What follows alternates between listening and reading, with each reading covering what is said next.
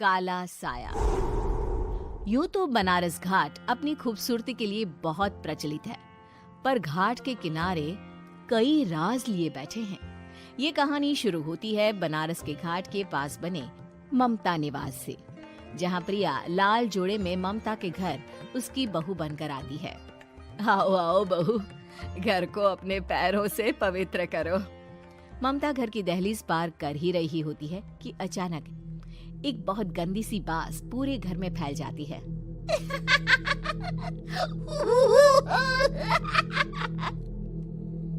ये बदबू और ये आवाजें, ये कौन हंस रहा है माँ? अब ये पड़ोसी ना हमारे थोड़े अलग से है। कहाँ हम शाकाहारी और ये मांस मच्छी खाने वाले। छोड़, तू ध्यान मत दे और गृह प्रवेश कर। और हाँ बहू, अपनी सास की एक बात हमेशा याद रखना, इन पड़ोसियों से तो कभी बात नहीं करेगी। अच्छे लोग नहीं है ये। अपनी सास की ये बात मानेगी ना बेटा? हाँ माँ, जो आपकी मर्जी, मैं उनसे बात नहीं करूंगी। अगले दिन प्रिया अपनी पहली रसोई बनाने रसोई घर में जाती है। ये छोकी बात तो नाक में जा रही है। एक काम करती हूँ, खिड़की खोल देती हूँ। प्रिया खिड़की खोलने जाती है। इतने जाले, लगता है इस खिड़की को कभी खोला ही नहीं गया। पर ऐसा क्यों? ओह, नॉन वेज की स्मेल आती होगी ना। 2 मिनट के लिए खोल लेती हूँ, फिर बंद कर दूंगी। प्रिया खिड़की खोलती है। खिड़की खोलते ही उसकी नजर सामने वाले घर की खिड़की पर पड़ती है, जहाँ एक लड़की खड़ी होती है। हाथों में मेहंदी, लाल रंग की साड़ी, बिल्कुल सजी धजी, मानो प्रिया की तरह ही वो भी नई नवेली बहू हो। वो प्रिया को देखकर मुस्कुराती है। हे भगवान, माँ ने तो इनसे बात करने को मना किया था। प्रिया फौरन ही खिड़की बंद कर देती है और तवे पर चढ़े रोटी की ओर देखने लगती है, पर वहाँ रोटी न होकर मछली पड़ी होती है। ये क्या? पहली ही रसोई में इतनी बड़ी गलती। हे भगवान, अब मैं क्या करूं? प्रिया बहुत डर जाती है और फौरन रसोई की सफाई करने और फिर सभी के लिए खाना बनाने लग जाती है। जब वो सबको खाना परोसती है, सब तो ठीक है, मैं बेकार में चिंता कर रही थी। हे भगवान, ऐसे ही बस अपनी कृपा बनाए रखना। रात के वक्त जब सब सो रहे होते हैं, तब प्रिया को पायल की आवाज सुनाई देती है, जिससे उसकी आंख खुल जाती है। ये पायल की आवाज कहाँ से आ रही है? प्रिया उठकर उस आवाज के पीछे छत की सीढ़ियों तक जाती है। तभी उसे बच्चे के रोने की आवाज आती है। प्रिया छत पर जाती है तो क्या देखती है? वही लाल साड़ी वाली लड़की अपनी गोद में एक नवजात बच्चे को घुमा घुमा कर सुला रही है। तभी प्रिया की नजर उसके पेट पर पड़ती है। ओह गॉड, ये तो प्रेग्नेंट भी है। सुनिए, बच्चा सो नहीं रहा है क्या? मैं कुछ मदद करूं? नहीं नहीं, आपके घर वालों को अच्छा नहीं लगेगा, मैं संभाल लूंगी। स्नेहा की गोद से बच्चा हाथ मारकर प्रिया की गोद में आने को छटपटाने लगता है। दोनों घर अगल बगल में बने होने के कारण प्रिया उस बच्चे को गोद में ले लेती है।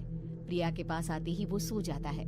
बच्चे का वो स्पर्श रात भर प्रिया भूल नहीं पाती और अगली सुबह वो छत पर कपड़े सुखा रही होती है। तभी उसे एक औरत इशारा करके बुलाती है।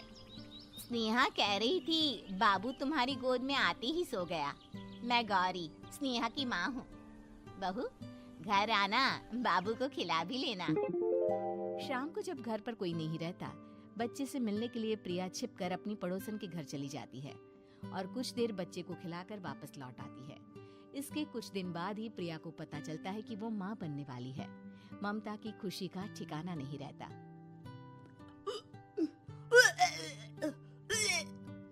माँ जी, पता नहीं क्यों उल्टी आ रही है। प्रिया भागती हुई वॉशरूम में जाती है तो हरे और लाल रंग की उल्टी करती है। उस उल्टी में से कीड़े निकलते हैं। ये क्या? खून और ये कीड़े! माँ! माँ! प्रिया की आवाज सुनकर ममता दौड़ कर आती है, पर बेसिन में कुछ नहीं होता। प्रिया हक्की बक्की रह जाती है। ये सब क्या हो रहा है? प्रिया घबरा जाती है और अपने कमरे में जाकर सो जाती है। डर के कारण वो इतनी थक जाती है कि उसकी आंख लग जाती है। तब उसे ऐसा लगता है उसके पेट पर मानो कोई बैठा हुआ हो। कौन हो? प्रिया के पेट पर एक 5 महीने की बच्ची बैठी हुई थी, जो बुरी तरह जली हुई थी। माँ, तुम ही मुझे लाई ना अपने पेट में। मैं तुम्हारी माँ नहीं हूँ। कौन हो तुम? माँ, देखो मैं जल गई बुरी तरह से। 6 महीने पेट में रहने को भी मुझे नहीं मिला। सहला दो ना माँ। बचाओ, बचाओ, माँ! ममता दौड़कर कमरे में आती है। प्रिया की बातें सुनकर वो सब समझ जाती है। तू कहीं बगल वाले घर में तो नहीं जाकर आई ना बहू? मुझे माफ कर दो, मैं गई थी माँ। उस घर में सब मरे हुए हैं बहू। कई साल पहले स्नेहा उस घर में बहू बनकर आई थी। कुछ ही दिन में वो एक बच्चे को जन्म देने वाली थी। पूरा घर बच्चे के आने की खुशी में खोया था कि एक दिन अचानक उस घर में आग लग गई। सब बुरी तरह जलकर मर गए। गौरी आज भी दादी बनने का इंतजार कर रही है और इसीलिए स्नेहा ने अपना अजन्मा बच्चा तुम्हारी कोख में डाल दिया। ममता ये कह रही होती है कि पीछे से उसके पैरों को एक बच्चा पकड़ लेता है। दादी, दादी। माँ, स्नेहा की गोद में यही बच्चा था। ये बच्चा कौन है फिर? तेरी मौत है। तेरी भी दादी। जिस चीज का ममता को डर था वही हो गया। ममता निवास के ऊपर मौत ने चादर बिछा दी थी। प्रिया का पेट ऐसे बढ़ जाता है मानो 9 महीने का हो। 2 हाथ उसके पेट से बाहर निकलते हैं। बहू, संतोष को फोन कर, किसी पंडित जी को बुला बहू। प्रिया का पति भागता हुआ घर आता है। ये तो होना ही था माँ।